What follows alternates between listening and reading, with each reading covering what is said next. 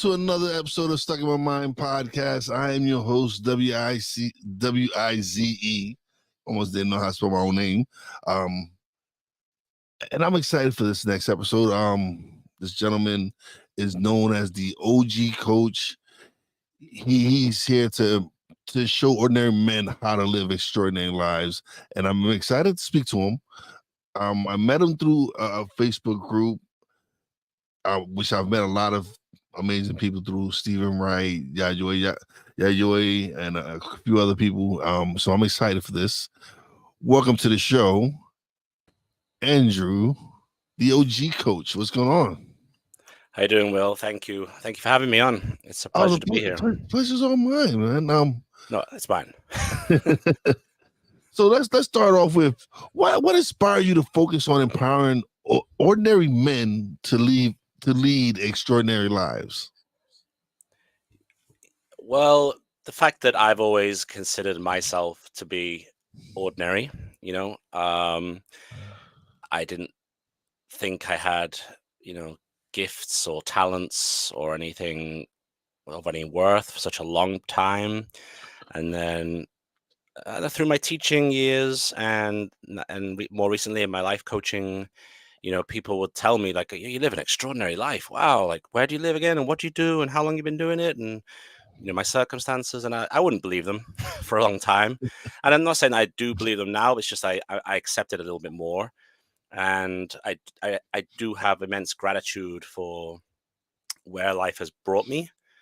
And it is extraordinary where I am. And when I look back at where I was, especially, I want to be able to help other guys who. So I'm the ordinary guy. You're who I see as an extraordinary guy, but you might not feel that way. So I want to help you to see yourself how I see you.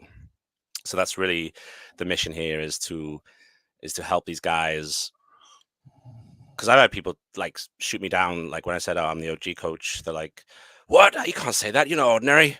I'm like, "No, that's not really what I mean. What I mean is, I'm an ordinary guy, but my life is extraordinary. Like, not all superheroes wear capes, that kind of thing. Like, it's not always obvious even to ourselves that we have amazing lives, or we are amazing people, or wonderful people. We are supermen to our daughters or sons. Like that kind of thing." And I found it really healthy and beneficial if we can start to see ourselves how other people see us.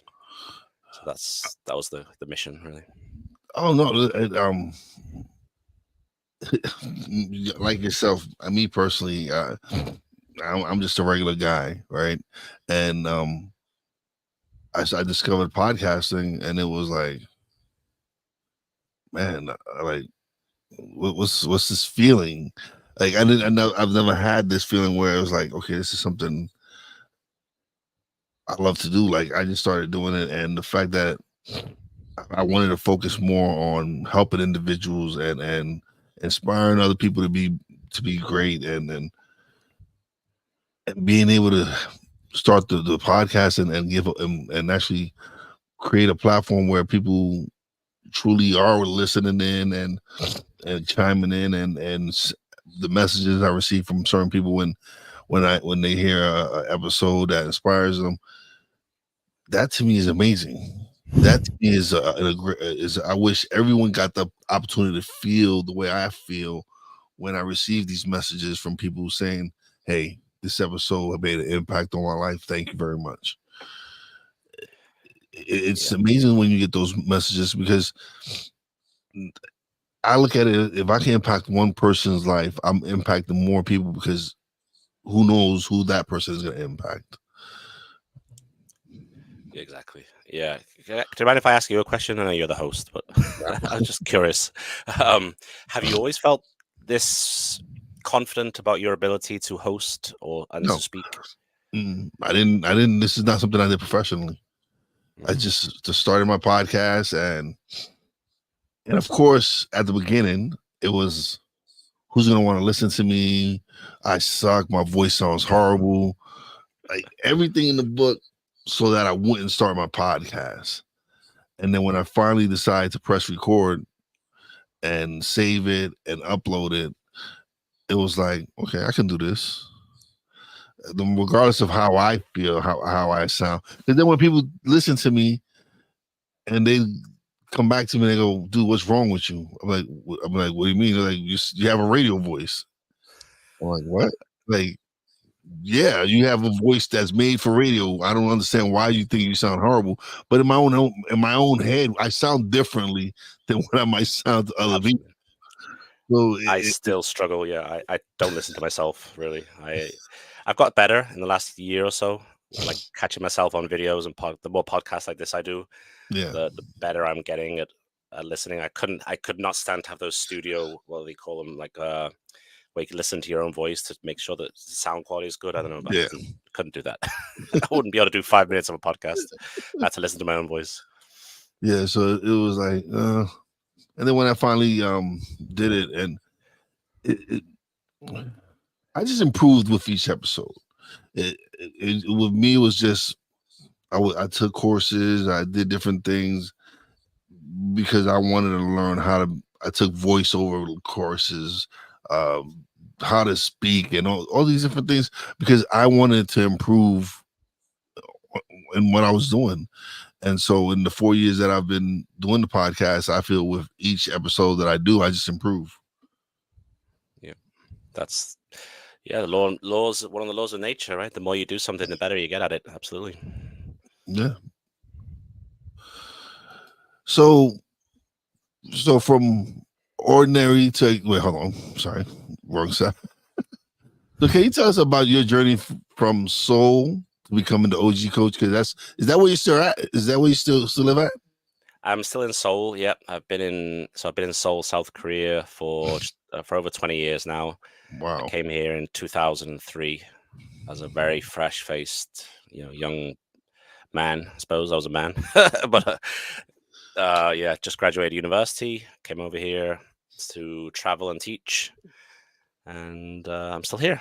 Still live here. Yeah, and I still do teach, and I also coach and run a Facebook community and have kids. And yeah, my life is very different now than it was in 2003. That's for sure.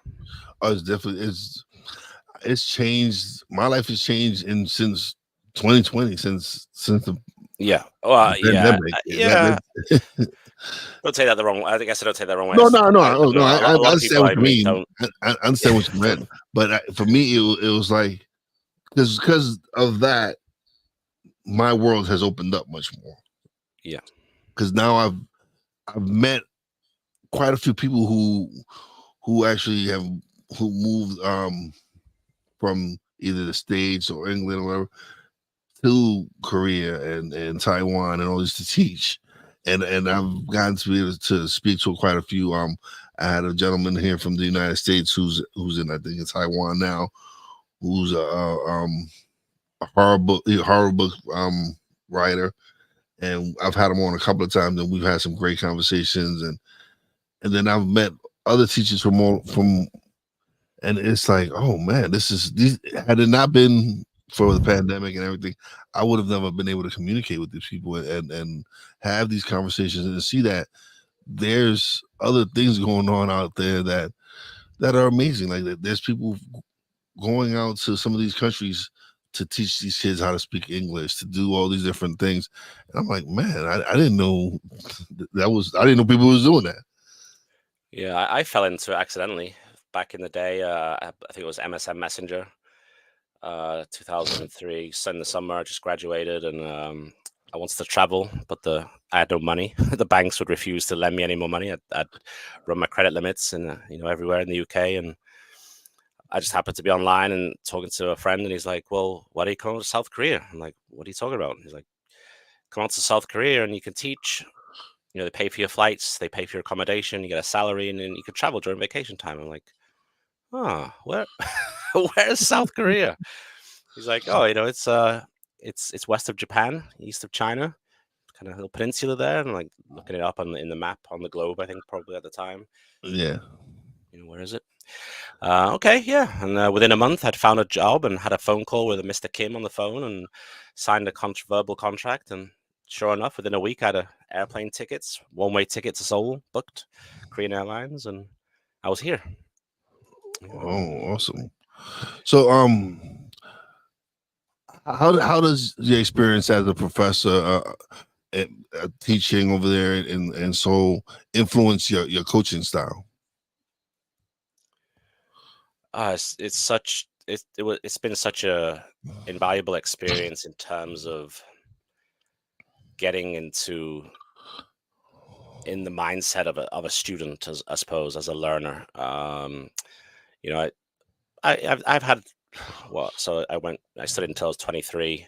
So, I did a lot of education, but it wasn't until I had to put my teaching suit on and actually figure out how to help people learn that I developed an appreciation for what it really meant to be a student struggling, but also to be a teacher.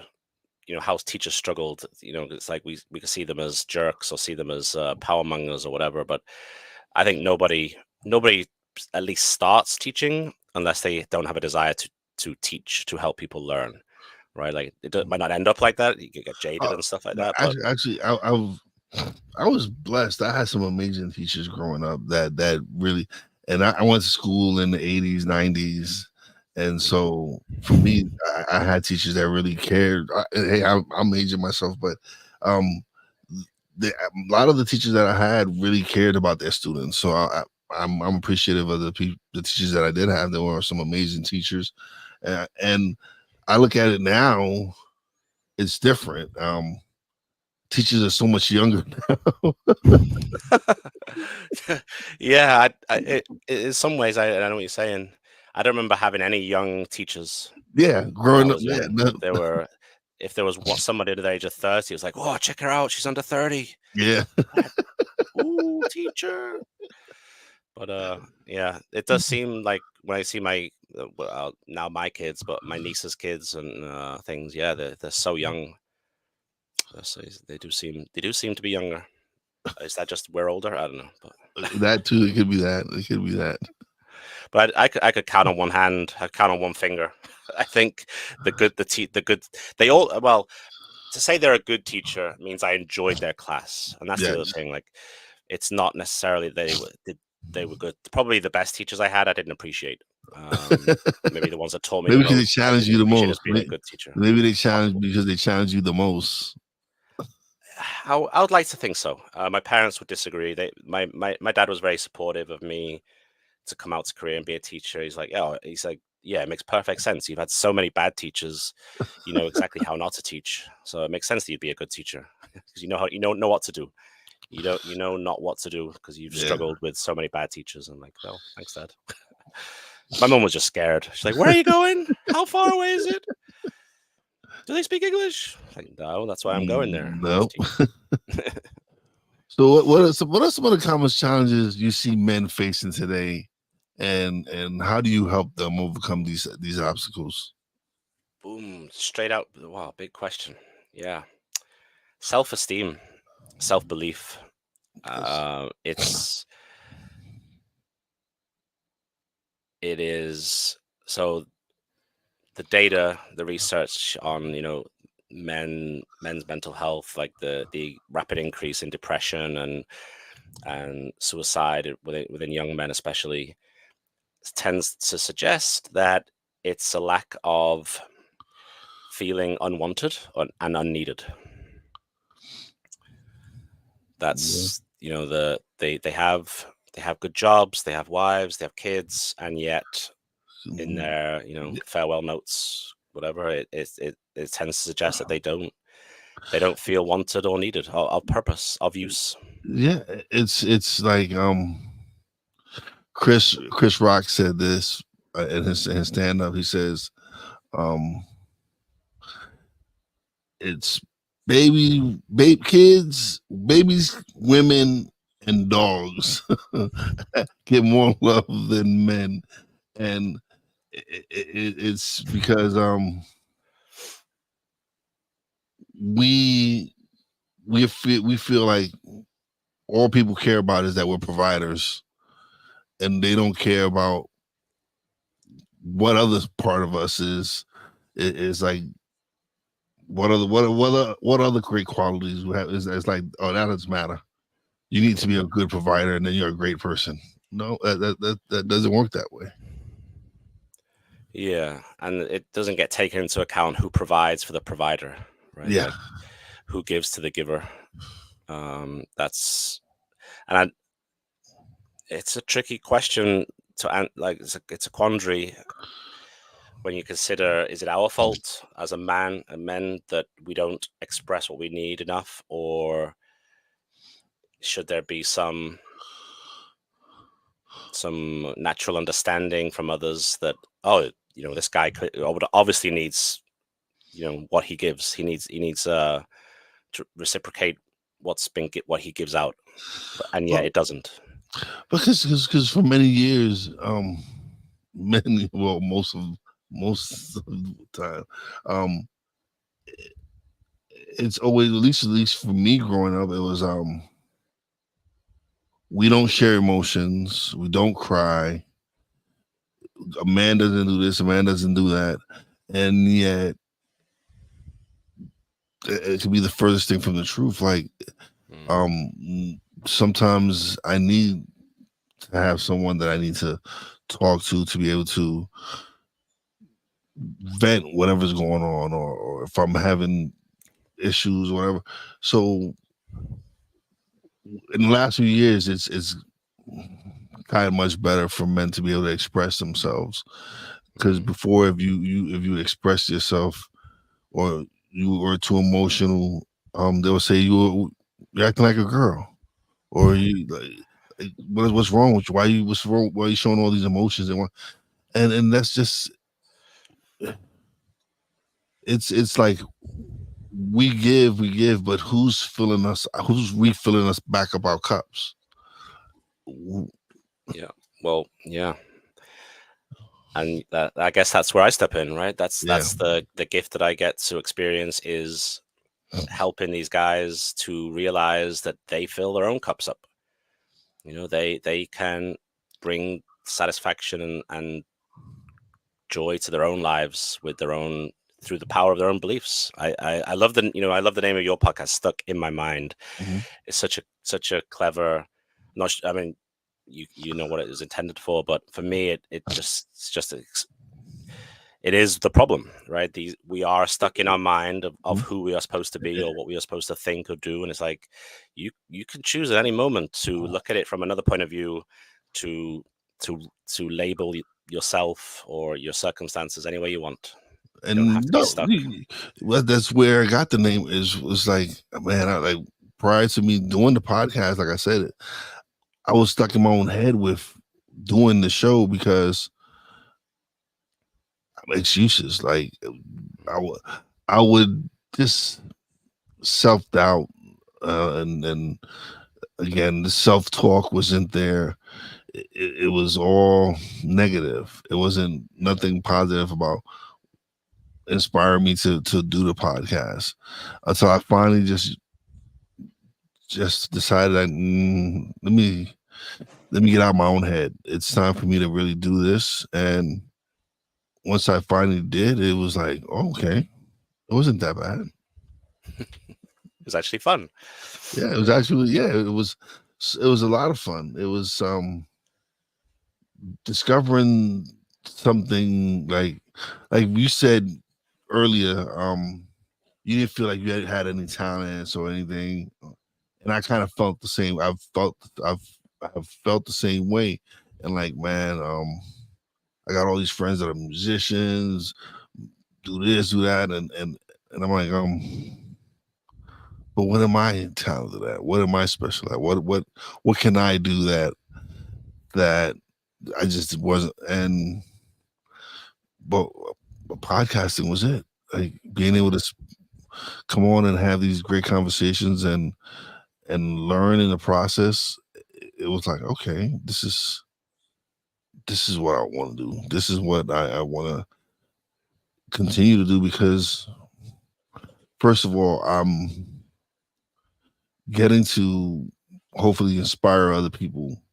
Um, at the same time, I'm also learning from the people that I'm having the conversations with, and it's therapy for myself to come out here and talk. So it was. Eventually I looked at it as a win-win. Yep. Yeah. I strongly believe that we have to be our own biggest cheerleader at all times. That you talked about the voice in your head telling you not to do it, or you can't do it. You're not good enough to do this. The negative self talk, and who decides that's the way it has to be? We do. We can also Mhm. decide that our voice in our we could tell that voice to shut up for a start, and then create a new voice that says, "Hey, Andrew, you're freaking awesome at this. You're a great teacher. You're a great lover. You're a great partner. You're a great soccer player. You're a great, whatever." You can tell yourself, if you're gonna tell yourself nonsense, why not make it positive? Yeah. Reinforcing nonsense. What's what do you get? The more I learn, the more I kind of laugh at myself at how I used to think and how I used to behave. Because to simplify it at the risk of oversimplifying it, it's the stories we tell, right? The stories we tell Mhm. ourselves, and just so much. I used to tell myself so much nonsense about what Yeah. I was and who I was and where I came from and how my life was and is. And now Yeah. I'm capable to wake up in the morning and say, okay, what's the story I'm going to tell myself today? Who am I today? I'm a great teacher. I'm a life changer. I'm an inspiration to other men. And don't know, not to say I always believe it, but it goes a hell of a long way from waking up thinking, you loser, why do you even bother getting out of bed today? Nobody values you. So let's talk about your network, the extraordinary men's network. Hmm. What what inspired? Of course, I know what kind of inspired you, but what made you start the group? What got you to start the group? Yeah, looking back, I'm wondering, power, fame, the glory. It just seemed kind of the natural step in this kind of climate now to have an online community, like, and rather than just having a disparate set of people who you communicate with, to have people under one roof, if you like, where you can reach out to each other and contact each other. It just felt right. And it was suggested to me that making it kind of a men only community, and then making it private so that whatever happens in there stays in there, and people feel more comfortable and safe to say what's really on their mind. And it's not that I want it, it's not about women. We don't want women in our lives or women in the group. It's just there are a lot of things that men want to say and talk about, but are not sure yet, or they're not ready to have, their wives and daughters and siblings, hear it. So the idea of it, I'm not a fan of the safe space idea. This will be a safe space. But it's a comfortable space. It's a reassuring space. You know. And I've seen some of the talks you have on because I am a part of your group, um, and I've seen you quite a few of the interviews you've had, and you've had some great guys on there. You've had some great conversations that I've sat down and spent some time listening to. Um, so I see that it's growing. The network is growing. Um, you do have some extraordinary men there that have some extraordinary stories to share, Absolutely. and I appreciate being a part of your group. Yeah, we were. I mean, yeah. So in ownership, I dropped the ball earlier the week. Had technical problems and couldn't do our podcast. So you were supposed to be my guest first, and I've ended up being your guest first. My apologies to that, to you and to the audience. They would have loved, but we'll get there next week, hopefully, or when you have time. Well, next week I got time. Whenever you're ready, I'm ready. Just let me know. Um, so what role does mindset playing in achieving extraordinary outcomes? Yeah. So you'll hear like people say that mindset is everything, and it's not that I disagree. I just think it's not the whole picture. So my mentor taught us that we all most of us, have mindsets a bit like common sense. Mhm. Like if it's the easiest low hanging fruit example is losing weight. Like, is there anyone really out there today in 2024 that doesn't know how to lose weight? Like, know Yeah, how to lose weight? Like you stop consuming so much food, less in here, more action. You're gonna lose weight, right? Tell me someone who doesn't know that. Like, that's mindset, right? You can know something, you can have the winner's mindset, and then what's missing? the action. The follow through, and not just the action, but the repeated action, right? Like Yes. you mentioned earlier, and as I said, it's a law of nature that the more you do something, the better you get at it. Hmm. So we talk about there's action and then there's activity, right? You could do actions 2 or 3 times, but like for example, going to the gym, you could do a few actions of the dumbbell, but you're not going to see any results. You do activity, you do 12 reps 3 times, 3 days a week. After a while, you can have some guns, right? It's the Yeah. same with your mental strength. You have to repeat it, keep repeating that action, and that mindset eventually will become your part of your psychology. And your psychology is your beliefs. So once something becomes a belief, it's virtually indestructible. Not to say that beliefs are not destructible, because they are. That's part of the end game is getting better beliefs. Because how long did you believe that you were not going to be a good speaker, or not a good, would not be good at anything? For like, we believe that for a long time, and we got to smash those beliefs. And you could say it starts with mindset. Maybe that's the short answer. It's the start. No, it's part of it, but it's not the only thing. Like you said, there's other components to it. Of course, it took me. I still to this day, I'm still growing, and I'm still struggling with stuff. That, of course, I know like weight loss. I know what I need to do to lose the weight. It's like you said, it's the activity. Yeah.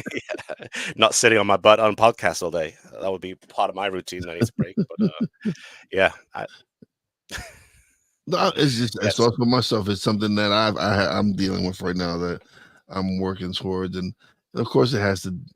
I have to stop eating the wrong foods and stuff like that, and yes, be a little bit more active and not be behind his desk as much. But yeah, I hear you. again, like you said, it's more than just mindset. There are other things you need to to get it done. It reminds me of the expression that knowledge is power. Yes. And for the longest time, I believed that was it. It's like knowledge is power! Exclamation mark, done. And then it was brought to my attention that, well, knowledge is powerful. It is the execution of knowledge that is the real power. Yeah. It's one thing to know it; it's another thing to put into practice. So Absolutely. I think that's where it needs to be taken now. There's so much knowledge out there. You can learn about anything for free. YouTube University is a great asset. Yes, it And is. then what are you gonna do with it? Right? That's where my podcast isn't monetized, but I do other things that I've learned from doing my podcast. Like I learned how to edit video, audio, create graphics, do thumbnails, all these different things, intros, outros, all these different things because I started my podcast and YouTube University, and I took courses and I invested in myself because it was like, all right, if I'm going to do this, if I have to do it, then why not make sure I'm good at it? Yeah, yeah. I love this learner's journey. I hate. By the time I graduated university, I hated study. I studied computing. Like, I graduated in 2003, which was a great time. Maybe a little, some would say a little late, but it was a great time really to be entering that field of tech. Especially looking back in hindsight now, like people who stayed in it and really leveled themselves up, AI and things like that. But I hated it. I was sick and tired of it, and I was like, "What am I going to do with my life?" I got a job at a supermarket, stacking shelves, and yeah, I was lucky, but it's my destiny, I suppose, to end up in South Korea and be a teacher and then become a coach. And I'm so grateful that I was open to that suggestion, because yeah, I've learned so much from so many amazing people in the last 20 years. It's been a great journey, and yeah, the best parts about it when I'm learning, right? When I'm learning and growing, that's what Yeah, those are the best parts. well, it definitely And is. being willing to, yeah, being I haven't always been willing to learn, right? I would be suggested things and push it away. And nowadays, I'm hungry for as much as I can get. People telling me new things, new mentors, new guides. I love it. Oh man, I love the fact when I learn about a new tool. Like, um, since I started podcasting, I've learned so many different. Just even the last 2 years, I've learned a lot. With using integrating AI and actually automating my email list and all this other stuff and all my and building a system on how I do my show. Like I can set up a show in under 30 minutes Well, with how I have my system set up. And so before it was probably spent I was probably spending most of the day trying to get a show prepared and everything yeah, and now it's 30 minutes and I'm ready. yeah, I believe. Yeah, I believe it. That it would be more prep time than actual air time, right? Yeah. So what how can men balance professional success with personal fulfillment? Wow. That's a great question. It's a great question. I think the key to both is introspection, and asking yourself really good questions and being honest with yourself, looking inside your heart, inside your mind, and really, analyzing and breaking down the reasons behind what you're doing, what you expect from it. Because how many people are in jobs or professions that they hate? Like, it's very hard to be personally fulfilled if you're spending most of your day doing an activity that you have no enjoyment for, no respect for. You just begrudge it in every way, and a lot of people are in that position. So I can appreciate that not everyone can change things that easily, but you can, through questioning, I believe, develop you could develop an appreciation and gratitude for everything eventually. And it just requires the right analysis, I guess, for one word, a bit technical. But Yeah. um what benefit do I get out of this? What benefit do other people get from this? What would be missed out on if I didn't have this? What would other people be missing out on if I didn't have this situation? And it's amazing how quickly it could be turned on its head, in terms of, like, I hate this thing, I hate this situation, to, wow, I'm so glad I have this situation. you know I Okay. think that's it's it and then for those people who have, they're lucky and they enjoy their job but don't have personal satisfaction, it's somewhat similar. Like, you got to start asking yourself, what do you want? Lots of people, they spend so much time talking about what they don't want and how things suck in terms of, you know the less than ideal situations in their life. And when they have ever asked themselves, what do I want then? If I don't want this thing that sucks, what do I really want? And even when I started coaching, it was the first thing my mentor Joseph McClendon III taught me, was like, what do you want? And you're like, I don't want to be bored. Okay, you just tell me what you don't want. Okay, what do you want? I don't want to be fat. So what do you want? Well, I don't want to be upset.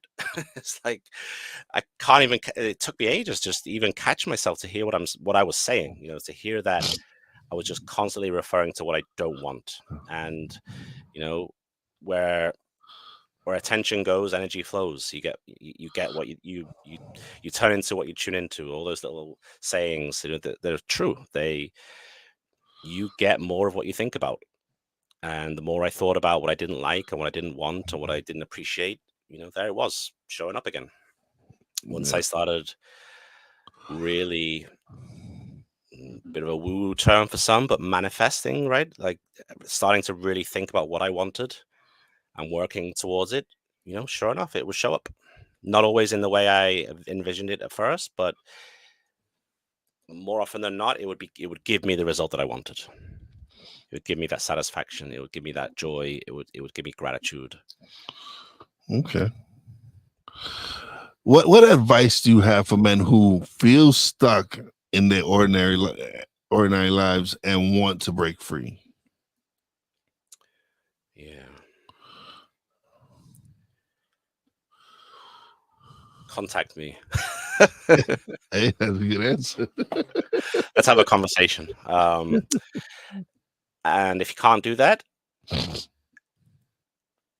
if you feel stuck, at least you have the awareness that something's not right, which is great. It is, ask yourself what you want. Genuinely get a piece of pen and paper and start writing down what you want. Stop and catch yourself. Like, don't accept any negativity. It's not about what you don't want. It's not about what needs to change. It's what you want. Like, what do you want to see in your life? And if that's not scratching, rubbing away some of that rust, then start looking. This is the official term would be by Tony Robbins, the Dickens process. However, if you just it's aptly named because of the Charles Dickens, right? Scrooge and the three ghosts. Yeah. Start looking at your life in terms of how would it be different if you weren't there, right? Or My Beautiful Life is another classic. I love that movie where the guardian angel comes and shows him like, you wish you weren't here. Like, this is what life would be like if you never born, Yeah. right? Like, start looking at things differently, and the things you look at will change. And yeah, that I would say that's it. That's kind of a long answer. But ask yourself what you want, and just take a good, honest look at what you have, and you'll be amazed at how you'll quickly develop appreciation and gratitude for what you do have, because most of us don't know how lucky we are. So you mentioned the network is a men's network. How does what are some of the common misconceptions about male empowerment that you think are out there? Yeah, Because just like how you mentioned that, yeah, it's a men's group, yeah, and it's not because we don't want women in it, but what is it that people think that, oh, because we're trying to empower men, there's something wrong. yeah. Like, that we want to be. I think a big misconception is that there's in our aims, right? It is in, like, we have some goal to be independent, like independent. Like, it's okay for Beyonce to talk about independence for women, but men don't want independence. Men want unity with each other, with their brothers, and with their with the opposite sex too. It's just that we don't do most of us don't do well talking about it openly. It's not even always that it's as men need to talk to men. It can work well. I've had great, some of my best conversations have been one to one with women too. Some of my most impactful mentors are women. It's just that it's incredibly powerful for a man to share his story with another man and have them hear, like, oh shit, you've gone through the same thing, you've been through this, and you Mhm. were able to get out of it. Like, Yeah. that's highly, underrated and underappreciated. So the idea that we're trying to do something secretly, or like we're trying to build a clan up, like to rebel or something, I think that's probably the misunderstanding of the purpose, really. Like, why Yeah. do men need their own time? Why do men need their own space? It's not because we want independence or to be alone. It's just we don't communicate so well in large groups, I think. So what are some daily practices you recommend for men to stay motivated and focused? Yeah, by far the number one has got to be gratitude journaling. Gra- Getting an attitude of gratitude, as they say. Attitude of Um, gratitude, yes. yeah, people say there's no panaceas. I say, if there is, if there's going to be one, it's going to be gratitude. And it's not easy for, well, I think it is easy for most people to write something down, but it's not that easy to start and do it habitually. Yeah. It's the most powerful way to do it is to get a piece of paper and a pen. What you write, you invite.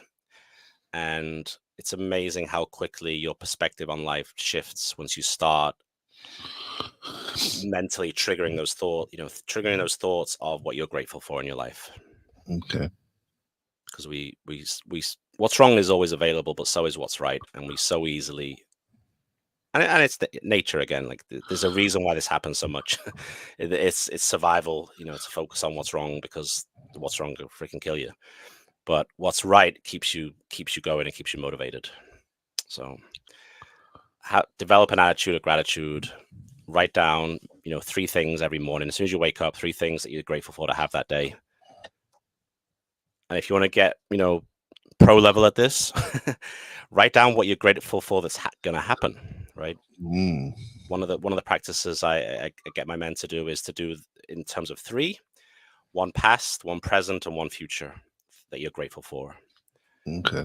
One thing you're grateful for that's happened, 1 thing that you have right now, and 1 thing that's coming to you that you're grateful for. It's So, powerful. so how important is community and support in the journey towards living an extraordinary life? For me, it's essential. What really solidified it for me was getting sober and being part of a community of non-drinkers. Like, I wouldn't have been able to do it without them, without fellow people seeking sobriety. So I had that door open to me 3 years ago, and I haven't looked back. I know that to do something together is just infinitely more powerful than going alone. So yeah, sharing the message and sharing that you're not alone and sharing that it's possible and what is possible and is priceless.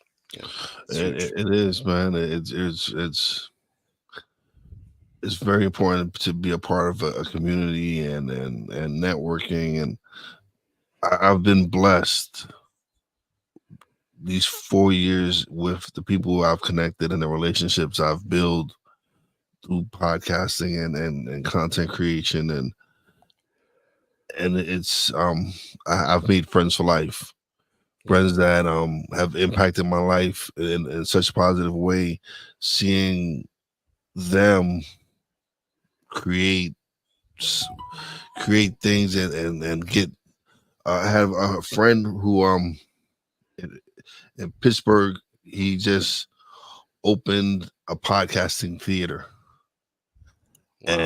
And to actually, and we have been talking. He had been talking about it since I've met him, and for him to finally do it and see it, and then in September I'll be down. I'll be heading down to because he does an event every International Podcast Day, so I'm gonna go down to Pittsburgh, um, and actually go there and do and host from there, and it's just being able to see him really get it done. It's like inspiring. And then there's just so many other amazing people that I've met that to see how they're growing and they're taking off and seeing their success. It's like, all right, this is the right path. You're surrounding yourself with the right people.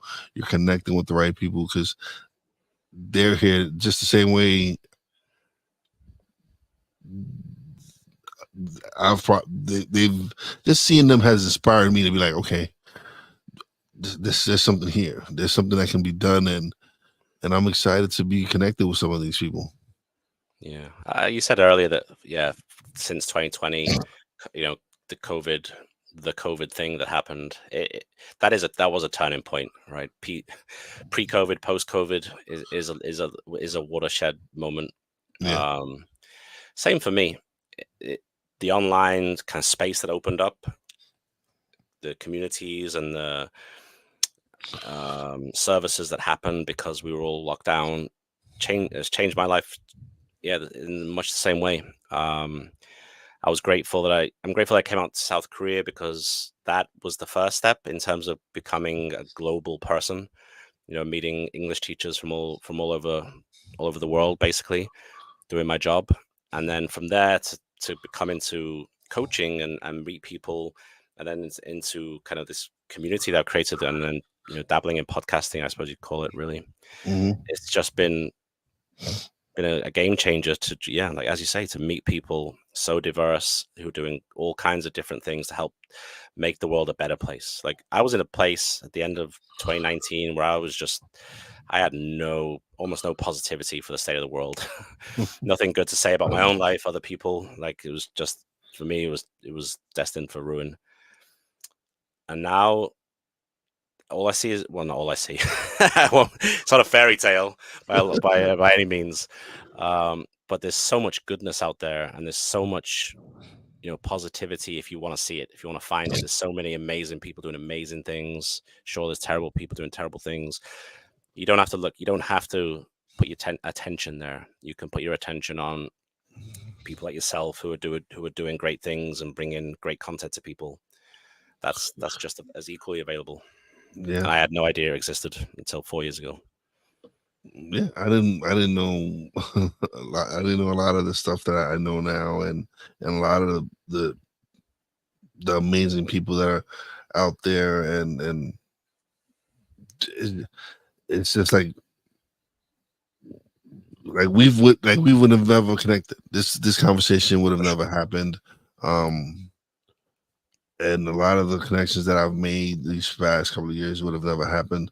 Um, it's given me some, like, I do a radio show with Yayoi from Brain to Belly. We just started recently, and that's a great experience. I do another show with a friend of mine called Mentality, and it's more focused towards men and being able to talk about certain topics and everything in between.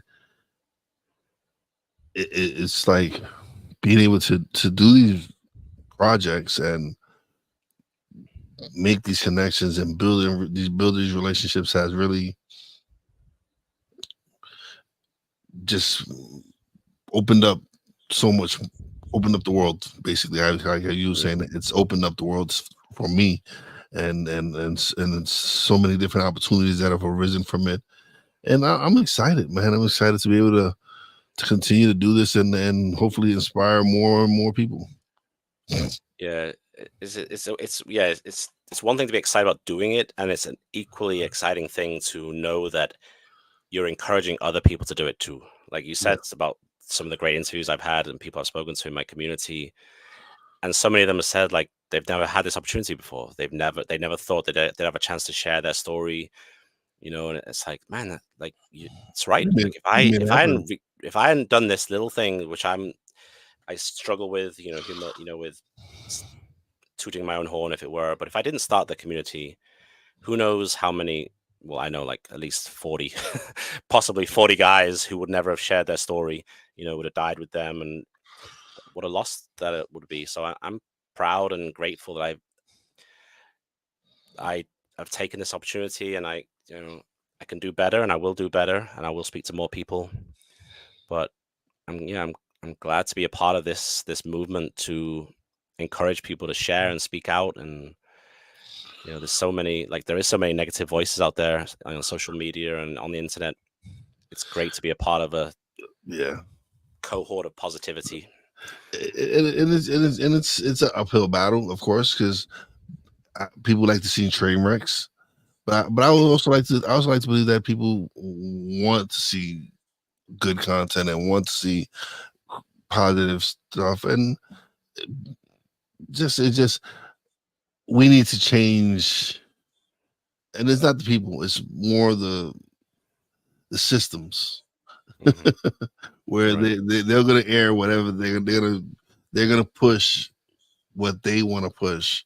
So it takes people like us to really force what we're doing even much more. To like, yeah, we have some amazing stuff over here as well. So Yeah. It's an uphill battle, but it's a good battle, right? It's a yeah, it's a rewarding, pleasurable joy. I love it. Yeah, yeah, it's not easy. no, You wake up, it's not the easiest job to put on. the easiest uniform to put on. I never regret it though. Not at all. And if you have a story to share and you want to share it, just take that jump. Contact. I mean, sorry to plug you, but contact me if you're a man. But like Will or Yayoi or Steve, like this. Just there's so many. Even in the last month, there's so many people I've met just in the Yeah, last month who are, you know, are a conduit for letting people share their stories, and it's wonderful, man. yeah, It's beautiful what you definitely. do and what they do, and I'm so glad to be a part of it. Thank you, thank you. But now is the time. You get the solo screen and you get to plug away. You let everybody know where to find you and everything. Hey, everybody. Yeah, please. You can search on Facebook. It's pretty much my presence is all on Facebook. So Andrew Michael Houghton is my full name. But if you type in OG Coach, you will also find me. And Extraordinary Men's Network is my Facebook group for men. So please, if you are a guy that is struggling, or you're a guy that's come through and is thriving, and you want to share your story, please reach out and we'll have an interview in my community. Or if you need help to be more extraordinary, if you feel like you're meant for more, I can help you. I would love to. It'd be my honor to talk to you. So Andrew Houghton and OG Coach, Extraordinary Men's Network. I look forward to speaking to you. Awesome, awesome. Thank you for being such a wonderful guest. Appreciate it. You're welcome. Because I usually don't do a show on Thursdays, but I was glad I did this one. This one was a good episode. Thank you. My pleasure. Thank you for doing what you do, Will, and thank you for giving me an opportunity to share. I really appreciate it. It's Definitely. something I Don't wouldn't leave have just yet. imagined. Don't leave just yet. Let me close out the show and we'll chat a little bit off the air. But thank you once again for being such a great guest. All right, another great show is in the cans. It was had a great time talking with Andrew. It was amazing conversation, and like he said, if you definitely men go to the Facebook group, join, sign up. It's an amazing group. You'll see some great interviews. There's some amazing people there you'll connect with. So definitely go sign up, men out there. Or if you just want to come share your extraordinary story, come be a part of the group and share your story. Um, as always, big shout out to my Real Wise fam, Poppy J, Brandy J. Shout out to the boss lady. Appreciate and love you. Shout out to Andrew for coming through and sharing his story and his knowledge. And as always, a big shout out to all the extraordinary essential workers out there. You know how your boy Wise does it. Peace out.